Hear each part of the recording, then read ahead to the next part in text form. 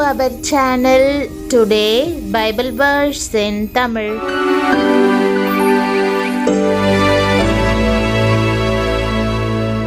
இன்றைய வசனம் நீதிமொழிகள் 28ஆம் அதிகாரம் 25ஆம் வசனம். கிறிஸ்துவுக்குள் பிரியமானவர்களே, நம்முடைய ஆண்டவரும் இரட்சகருமான இயேசு கிறிஸ்துவின் வல்லமையுள்ள நாமத்தில் உங்களை வாழ்த்துகிறேன். எதிர்ப்புகளுக்கு பின்னாக ஆசிர்வாதம் வரும். நீங்கள் ஆண்டவரை நம்பினால் அவர் உங்கள் மீது தொடுக்கப்படும் தாக்குதல்களை ஆசிர்வாதமாக மாற்றி உங்களுக்கு வெற்றியை தருவார். பேராசையும் பெருமையும் உடைய ஒரு நபர் ஒருபோதும் சமாதானத்துடனோ மனநிறைவுடனோ வாழ முடியாது. பெருநெஞ்சன் வழக்கை கொலுவுகிறான், கர்த்தரை நம்புகிறவனோ செழிப்பான் என்ற வாக்குதத்த வசனத்தை இன்று நாம் தியானிப்போம்.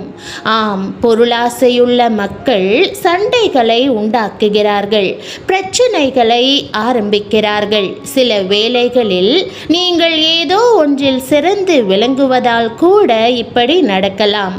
குடும்பத்தில் நற்பெயர் எடுப்பதாலும் இருக்கலாம். சொத்து, நிலம் அல்லது ஏதாவது உதவியை நீங்கள் பரம்பரை சுதந்திரமாக பெற்றுக்கொண்டதாலும் எதிர்ப்பு எழும்பலாம். பெருமையுள்ள மனிதனுடைய இருதயம் தாராளமாய் இருந்தாலும் கூட சாலமோனை போன்று பயனுள்ள அறிவையும் ஞானத்தையும் பெற்றிருக்காது. அப்போஸ்தலனாகிய பவுல் பெற்றிருந்தது போல ஆத்துமாக்கள் மீது அன்பையும் பாரத்தையும் பெற்றிருக்காது. பெருமையுள்ள இருதயமுள்ளவர்கள் தாங்கள் பெற்றிருப்பதை நினைத்து ஒரு நாளும் திருப்தி அடைய மாட்டார்கள். அவர்கள் அண்டை வீட்டாரோடு போராடுவது, சொத்துக்கள் தொடர்பான வழக்குகளில் ஈடுபடுவது, தன்னிடம் உள்ள வசதி வாய்ப்புகளை குறித்து பெருமை பாராட்டுவது, தன்னை விட வசதி குறைவானவர்களை குறைத்து மதிப்பிட்டு அவர்களை துச்சமாகவும் மதிப்பார்கள். மேலும் கோபமும் பழிவாங்கும் இருதயம் உடையவர்களாகவும் இருப்பார்கள். ஆனால் வேதம் என்ன கூறுகிறது? கர்த்தரை நம்புகிறவனோ செழிப்பான். இஸ்ரேலை பாருங்கள், அவர்கள் எப்போதும் எதிரிகளால் சூழப்பட்டிருக்கிறார்கள்.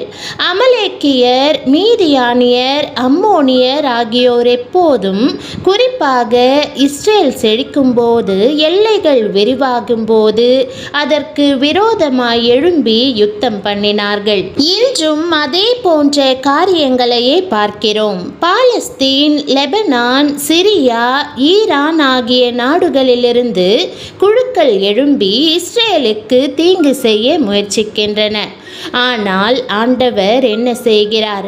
அவர் இஸ்ரேலுக்கு முழு வெற்றியை அருளுகிறார். தொழில்நுட்பம், பாதுகாப்பு, விவசாயம் போன்ற எல்லாவற்றிலும் இஸ்ரேல் மகா உயரத்துக்கு செல்லும்படி செழிக்க பண்ணுகிறார். அவர்கள் எதை செய்தாலும் தேவன் அவர்களை சிறக்க செய்வதால் அவர்கள் பிரகாசிக்கிறார்கள். மட்டுமல்ல, விரோதிகள் தாக்கும்போது அவர்களுடைய செல்வத்தையும் இவர்கள் கரங்களில் தேவன் கொடுக்கிறார். பிரியமானவர்களே, உங்களுக்கும் அவ்வாறே நடக்கும். எதிர்ப்பை கண்டு பயப்படாதிருங்கள். தேவன் உங்களை செழிக்க பண்ணுவார், உங்கள் பேரை பெருமைப்படுத்துவார். ஆண்டவரை நம்புங்கள், நீங்கள் செழிப்பீர்கள். கர்த்தரை நம்புகிறவர்கள் இவ்வுலக வாழ்க்கையிலும் ஆவிக்குரிய வாழ்விலும் செழித்திருப்பார்கள். அவர்கள் தன் அயலகத்தார் மீது பொறாமைப்பட மாட்டார்கள். அவர்கள் இழிவாக நினைக்க மாட்டார்கள். சமாதானத்தினால் நிறைந்து எப்பொழுதும் எல்லாவற்றிற்காகவும் தேவனையே சார்ந்திருப்பார்கள். அத்தகையோரை தேவன் ஆவிக்குரிய வாழ்விலும் உலக வாழ்விலும் செழித்திருக்கும்படி செய்வார். அவர்கள் செய்வதெல்லாம் வாய்க்கும். தேவன் உத்தமமாய் நடக்கிறவர்களுக்கு நன்மையை வழங்காதிரார். கர்த்தரை உங்கள் நம்பிக்கையாக வைக்கும்போது அவர் உங்களை உலக ரீதியாகவும் ஆவிக்குரிய ரீதியாகவும் ஆசிர்வதிப்பார். கர்த்தருக்கு பயந்தவர்களுக்கும் அவரை நம்புகிறவர்களுக்கும் அவர் உண்டு பண்ணி வைத்திருக்கிற நன்மை பெரிதாயிருக்கிறது என்பதை வேதம் நமக்கு நினைவுபடுத்துகிறது. கர்த்தரை நம்புகிறவன் பாக்கியவான். கீழ்ப்படிதலினால் வருகிற ஆசீர்வாதங்களை குறித்தும் கீழ்ப்படியாமையினால் ஏற்படுகிற விளைவுகளை குறித்தும் அநேக ஓமைகளை நாம் வேதத்தில் வாசிக்கிறோம். ஆண்டவராகிய இயேசு கிறிஸ்து தான் நம்முடைய பிரதான எடுத்துக்காட்டு. இயேசு எப்பொழுதும் பிதாவாகிய தேவனுடைய சித்தத்தையே செய்ய ஆயத்தமாய் இருந்தார். தேவன் ஆபிரகாமை அழைத்து தான் காண்பிக்கும் தேசத்திற்கு போக சொன்னபோது அந்த வார்த்தைக்கு அவன் முழுமையாய் கீழ்ப்படிந்தான். சொந்த தேசத்தில் எல்லாவற்றையும் விட்டுவிட்டு தேவனுடைய அழைப்பை ஏற்று இடம் தெரியாத தேசத்திற்கு செல்ல நம்மில் எத்தனை பேர் ஆயத்தமாய் இருக்கிறோம்?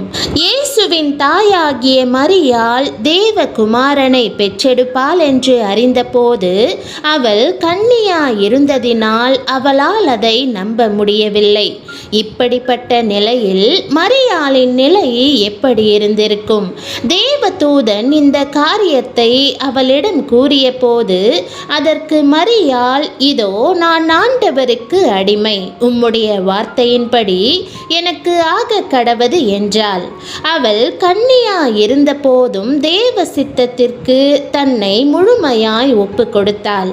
கர்த்தர் மேல் நம்பிக்கை வைத்து கர்த்தரை தன் நம்பிக்கையாக கொண்டிருக்கிற மனுஷன் பாக்கியவான். அவன் தண்ணீர் அண்டையிலே நாட்டப்பட்டதும் கால்வாய் ஓரமாக தன் வேர்களை விடுகிறதும் உஷ்ணம் வருகிறதை காணாமல் இலை பச்சையாயிருக்கிறதும் மழை தாழ்ச்சியான வருஷத்திலும் வருத்தமின்றி தப்பாமல் கனி கொடுக்கிறதுமான மரத்தை போலிருப்பான். இந்த வார்த்தையின்படியே தேவன் மீது நம்பிக்கை வைத்து உங்கள் வாழ்வில் அற்புதங்களை பெற்றுக்கொள்ளுங்கள்.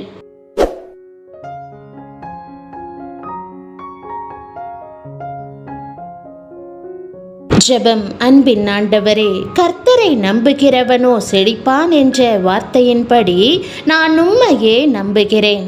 என் வாழ்வில் ஒரு அற்புதத்தை செய்தருளும். எந்த நிலையிலும் உம்மீதுள்ள நம்பிக்கையை நான் எழுந்து போகாமல் என்னை காத்தருளும். நீர் தருகிற செழிப்பின் மூலம் நான் பெருமை கொள்ளாதபடி உம்முடைய ஆசீர்வாதங்களின் மூலம் மற்றவர்களுக்கு ஆசீர்வாதமாயிருக்கும்படி என்னை வழிநடத்தும். உம்முடைய சித்தத்திற்கு முழுமையாய் என்னை அர்ப்பணிக்கிறேன். நீர் ஏற்றுக்கொண்டு ஆசீர்வதித்தருளும். நான் உம்மை நம்புகிறேன். நீர் எனக்கு ஆசீர்வாதங்களை தந்திருப்பதைக் கண்டு மற்றவர்கள் பொறாமை கொள்ளும் போது நீரே என்னை தற்காத்து கொள்ளும். பொருளாசையோ எதிர்ப்புகளோ என் சமாதானத்தை குலைத்து போடாதபடி, என் சந்தோஷத்தை திருடிக் கொள்ளாதபடி காத்தருளும். நீர் இஸ்ரேலை நிரப்பியது போல என் வாழ்வில் எப்பக்கத்திலும் நிறைவு காணப்படும்படி செய்யும். என் மீதான தாக்குதல் எல்லாவற்றையும் உம்முடைய வல்லமைக்கும் கிருபைக்கும் சாட்சியாக மாற்றியருளும். எதிர்ப்புகள் வரும்போது நீர் என்னோடு இருப்பதை உணர்ந்து நான் பயப்படாதிருக்க உதவி செய்யும்.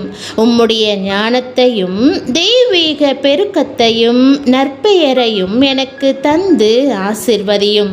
நான் பெரும் வெற்றியானது உம்முடைய உண்மையான அன்புக்கு மற்றவர்கள் முன் சாட்சியாக விளங்கட்டும். ஆண்டவரே, நீர் எனக்கு கேடகமாகவும் எனக்கு வேண்டியவற்றை தருகிறவராகவும் எனக்கு பலனாகவும் இருப்பதற்காக உம்மை ஸ்தோத்தரித்து இயேசுவின் நாமத்தில் ஜெபிக்கிறேன் நல்ல பிதாவே, ஆமேன். என் ஆத்துமாவே கர்த்தரை ஸ்தோத்தரி, என் முழு உள்ளமே அவருடைய பரிசுத்த நாமத்தை ஸ்தோத்தரி. என் ஆத்துமாவே கர்த்தரை ஸ்தோத்தரி, அவர் செய்த சகல உபகாரங்களையும் மறவாதே, ஆமேன். கர்த்தராகிய இயேசு கிறிஸ்துவினுடைய கிருபையும் தேவனுடைய அன்பும் பரிசுத்த ஆவியினுடைய ஐக்கியமும் உங்கள் அனைவரோடும் கூட இருப்பதாக, ஆமேன். தேவனுடைய நாமம் மகிமைப்படுவதாக, ஆமேன்.